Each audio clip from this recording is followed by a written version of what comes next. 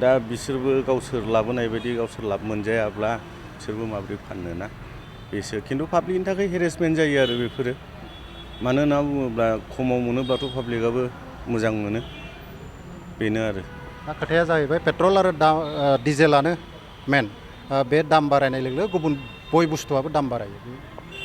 दा बेनि खेथ्रआवथ' बेखौनो बुंनांगोन जेसेबां खम मोनो एसेबां जों पाब्लिकनि थाखाय मोजां आरो दा बेबायदि दाम जुदि गासिबो बारायोबाथ' जों पाब्लिकआ हेरेसमेन्ट जाबाय थागोन आरो ना दा जोंनि सेलारिफोर बा सोरबा गभर्नमेन्ट जब मावग्राफोरनि दरमा बा प्राइभेट जब मावग्राफोरनि सेलारि बेफोरथ' खम दा बुस्थुफ्रा जुदि बेबायदि दाम बारायबाय थायोब्ला जोंनि बे प्राइभेट जब मावग्रा बा बे गभर्नमेन्ट जब मावग्राफ्रा बेफोरनि सेलारिफ्राबो बारायनांगोन बेनो आरो आंनि बुंनाय सरकारा बेखौ नोजोर होनांगौ सरकारा बेखौ नोजोर होनांगोन आरो हाँ ये तो अभी बढ़ा है रेट 3 रुपया एवरेज में 3 रुपया करके तीनों प्रोडक्ट में बढ़ा है डीजल पेट्रोल और एक्स्ट्रा प्रीमियम तीनों में तो ये तो गवर्नमेंट का कुछ होगा इसीलिए बढ़ा होगा रेट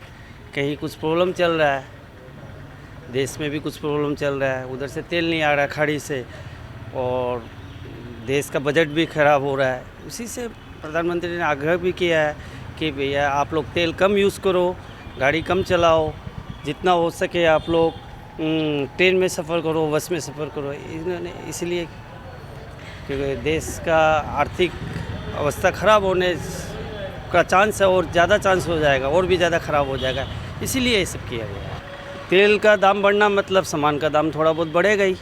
अब जैसे जैसे रेट बढ़ेगा उस हिसाब से थोड़ा थोड़ा वृद्धि होगा ही सामान का